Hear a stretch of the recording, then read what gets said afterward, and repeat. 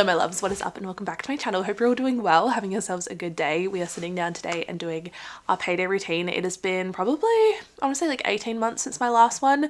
I try and do these kind of annually because I feel like our payday routine changes so much in each new season of our life, and that is definitely the case right now. I was watching back on my one from last year and then the year before that. I'll have both in the link down below because they're both still very applicable. It just depends on kind of your financial situation, how you like to do things. I don't think there's a right way or a wrong way. This is just like how we do it. It's interesting seeing how our payday routine has kind of evolved over the years, but this is what we're doing right now. It's working well for us. The core principles and the core process is still very much the same. It's just our account setup is a little bit different. I will also show you guys how I use our budget spreadsheet, which I show you in my monthly resets. I use the yearly 2.0 spreadsheet from Coplenty. I always have a link down below. My discount code I think is smileycitrus10, or if you click the link, the code's automatically applied. I've been using this for the last, gosh, this is my 4th year using it, I want to say. And I feel like every year I learn something new. I learn a new trick or just something that will kind of streamline my payday process. Also, our payday routine has changed significantly in the last few months. My husband got a job just before we had Charlie. Well, I guess it was like 6 months ago now. He got a new job 2 weeks before we had Charlie. And with that new job came a substantial pay rise, but also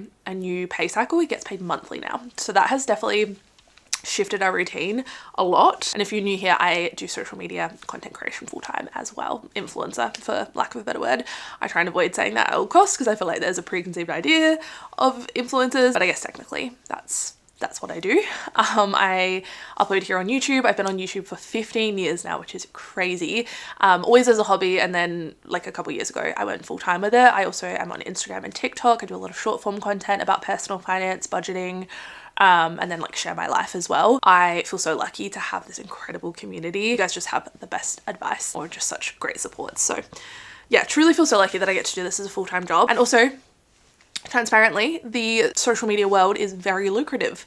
Who would have thought? That is always an aspect of social media that has been such a hush topic, and I love peeling back the curtains. I'm naturally a very nosy person in the best way. I love hearing about people's jobs, how much money they make, what they do with their money. And I feel like social media is a very unique industry in that when you're a content creator, like your audience are technically your bosses in a way. In any regular job, your boss is gonna know how much you'll make. And also there's like no shame in it. Like, do I deserve this amount of money? No. For posting silly little videos? No. But if brands are willing to pay, who am I to say no? Brands also would not pay creators this amount of money if it wasn't effective marketing. It is a direct, super effective form of marketing to a very specific target audience. And it's also so much more affordable than like traditional media. That's why it's such a lucrative industry. Anyway, I find it so fascinating. I love talking about it. I feel like it's not talked about enough. If I can show even just one person what is possible in social media, then that is my job done. Like if I can do it, literally anyone can. Anyway, I'm gonna bring up my spreadsheet so we can talk through our payday routine. This is gonna be very real time because we did just get paid. We're also at the midpoint way through the month. So this is like a really good opportunity to check in. With my business income, I get paid very sporadically, and so I will just update my income as it comes in. So say I was paid an extra $1,000, I would just update this to $9,286. So I've just been adding to this throughout the month. I have so far been paid $8,286, and this is always after taxes, after deductions. I have a whole separate spreadsheet for my business income and also one with my accountant, and I will just pay myself. I don't really have a lot of overheads doing this. Like, I mean, I guess it depends on the kind of content you're making. I personally don't. There's like the odd occasion or the odd month where there's more business expenses, but month to month, it's pretty low cost. All I really have to account for is my accountant. I have to pay him and any like subscriptions. That's pretty much it. I usually set aside about 45 to 50% of my overall business income and then pay myself the rest. As I said, Nick gets paid monthly now, and his monthly paycheck is $8,325.62. I don't know if I mentioned this, he is a lawyer. I always get questions about that. Some people think he's a tradie, which I find so interesting. I feel like if you didn't know him and you just saw him, like first impressions, maybe you think he's a tradie because he's like a big broad man, like I don't know, but if you know him, he's the furthest thing from a tradie. He is not practical in any way, shape or form, but can write a mean letter. Yeah, he is a lawyer. He does employment relations, like in-house law. This miscellaneous income is my parental leave. That's paid from the government. I don't work at a full-time capacity, so I can claim that. I claim it on like a very small rate though, which is why it's $341.88. If we scroll down here, we've got all of our transactions, so everything that we spent money on so far this month. I will update this transaction tracker as often as possible, either in real time because I can access it from my phone on the Google Sheets app, or if not that, like every day, every few days. It's usually like either the first thing I do in the morning or the last thing I do at night. It really doesn't take a lot of time. I will just look at my bank transactions and see if anything's come out, what I've spent for the day, and just add it to my tracker. It takes literally a minute a day. Yes, I'm doing it manually, but I actually prefer that. I feel like I have so much more of a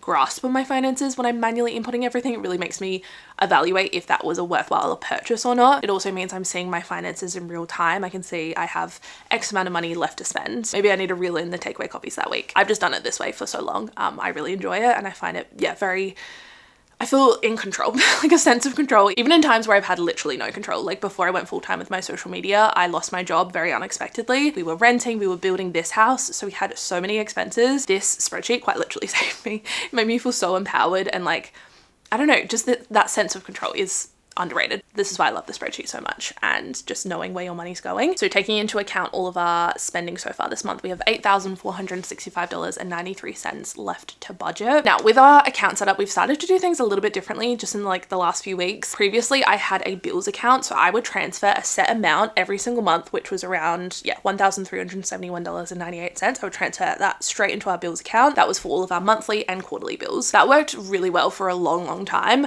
and it still would. I would just so much rather put as much as I can on a credit card so I can accumulate points, and I can also keep that money in my offset account for longer. An offset account I think is unique to Australia, maybe New Zealand as well. It's basically an account that's attached to your home loan, and whatever money you have in there will offset the interest on your home loan. So say you have a $500,000 mortgage and you have $50,000 in your offset account, you will only be charged interest on $450,000 rather than the full 500. So obviously the more money in there, the better, especially with current interest rates. I think we're sitting at like 6.2% or something like that. I think a bills account works really well for some people. It's just, it wasn't working for us anymore. It wasn't really gaining much interest, and it wasn't offsetting any money on our mortgage. So now those bills are charged to our credit card. We're accounting for it because I'm adding it to my spreadsheet. The money is there ready to go. It's already been charged to my credit card, and then when that credit card bill is due, we will pay it off with what has been sitting in our offset account. I hope that makes sense. That way our money is with us for longer, and we're also accumulating points for future travel. So it's kind of like a win-win. And because I track everything in real time whenever it's charged from the card, that money is already accounted for. That way we're never spending money that we don't have. We're always going to have money to pay off that credit card in full every month. Again, same with subscriptions. Those will come off our credit card. And same with our variable expenses, which we'll get into. In terms of our payday routine, we always like to make sure we do like a pay yourself first approach. Historically, that's just what's worked well for us, and is ultimately what has led us to achieve our financial goals and to be in the financial position we're in. Obviously with, you know, a lot of privilege and hard work and determination, but also having a pay yourself first approach. So that means our bills are covered, our mortgage is paid. So 1,658.40, I think it is. I mean, I do this every month, you think by now, but it's always changing. Yeah, perfect. We'll take that one off. Then we have a separate budget line for extra mortgage payments. For the last 3 years now, we've had a big mortgage payoff goal as like our big financial goal for the year. The first year I think it was like 20,000, last year it was 50,000, and then this year 30,000. We just reached that goal quite earlier than we anticipated, which is super exciting, but we still want to keep contributing extra. So again, we'll go back to the transaction tracker. August 15th, 2,000 extra payment on the mortgage.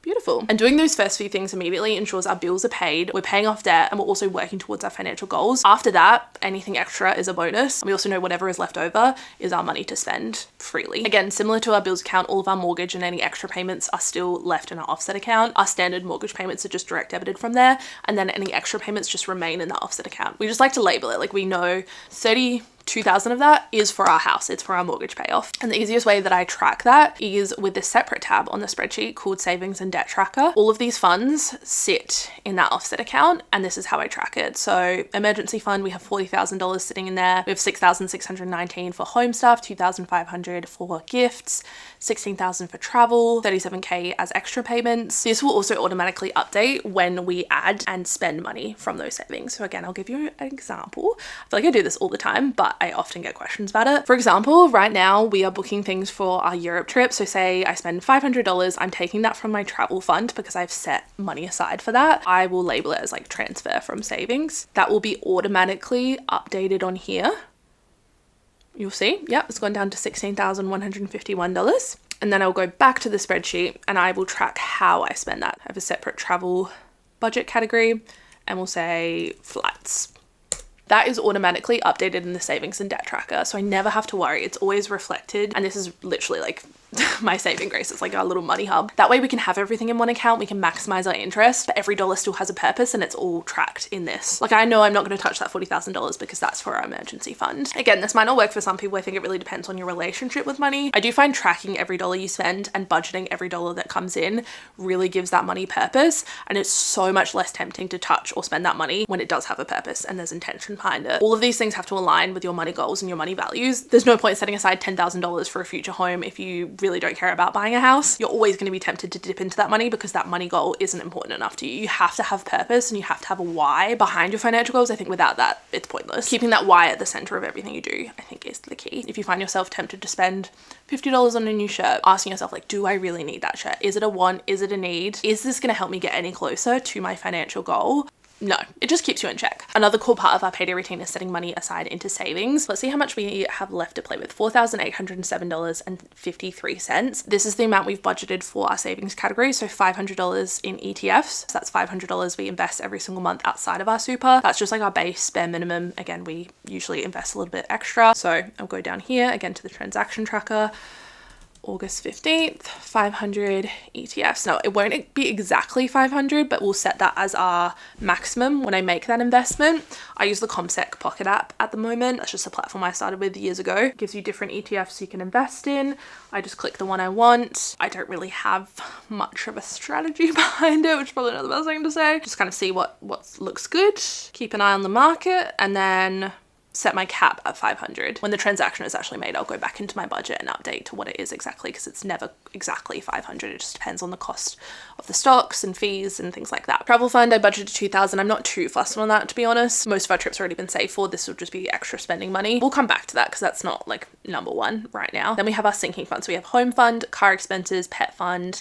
We also had a baby fund when we were saving for Charlie, and then gifts. We like to pay into these every single month, and that is just an accumulating amount. Our gift fund, $400 we put into every month, and when Christmas or birthdays come around throughout the year, we can just pull from that fund. It basically feels like free money. It just takes away that mental load and any stress or confusion about where that money is going to come from. So let's add to our sinking funds. $150 for home fund. Oh, am I okay? $150 for car expenses, $150 into our pet fund, and then $400 into our gift fund. Gorge. So that leaves us with $3,457.53. And all of our sinking funds have been added to, which is great. So I'm going to go back to the travel fund and we are going to save an extra $1,000 into that because we have money left over. Travel. Beautiful. And that leaves us with a buffer of $2,457.53, which I feel good about. Again, taking into consideration we still have some of our bills left to pay, some subscriptions to come out, and then just general spending money. It's usually at this point of our payday routine, I'll do a thorough check-in on our spending and see how we're tracking. Because Nick gets paid monthly about halfway through the month, this is a really good time to check in and see how we're tracking with our different budget categories. So looking at our groceries, we budgeted $850 and so far we spent $400, so we're tracking really well with that. We've spent nothing on petrol this month. We have spent $86 on transport though. We've pretty much maxed out our home budget, so that's something to keep in mind. We're not super strict with our budgets. If you watch any of my monthly resets, you know I will often go over certain categories and just hope that the total will balance out at the end. We're pretty loosey-goosey with the exact amounts because, you know, life happens, things come up, priorities change, even in just a few short weeks. As long as our total is as close to budget as possible, I'm okay with that. Like, we've spent $36 more on Charlie this month than we originally budgeted, but having a look at other categories, we haven't spent any. Like, I haven't bought any books, we haven't spent any money on hobbies, so that will probably balance out. It's also a good reminder I need to pay the cleaners. I'll budget that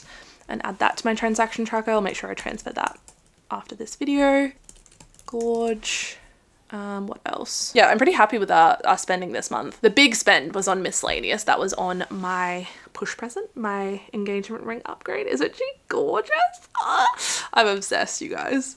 But because we budget every month, that money is accounted for. Like, there was no guilt associated with spending that money. Obviously, it's like an insane amount of money to spend, not something that we do every day. That's why I love budgeting so much. I feel like there's this common misconception that it's restrictive and like, I don't know, it feels restrictive. It doesn't have to be. It can actually be really empowering and can give you permission to spend within your means and ensure that you're hitting your financial goals, you're investing in yourself and your financial future, but you're also allowing yourself to live your life and spend on the things that are important to you. And what you value and your money value is going to be so different from the next person. And that's what I find so interesting and what's so important about the personal finance community and watching other people handle their personal finances and seeing what they do with their money, how they spend their money. I just find it so inspiring and so motivating. Anyway, that is our payday routine. Basically, one account, offset account, the hub of the money, and then all of our spending and all of our bills are on our credit card, which we then use money from our offset account to pay off in full every month. And that is it. Hopefully I explained this well enough. If you have any questions though, feel free to leave them down below. I also have a link to my Instagram and TikTok down below. I do a lot of short form personal finance content as well. I love you guys so much. Thank you so much for watching, and I'll see you very, very soon for another video. Bye guys.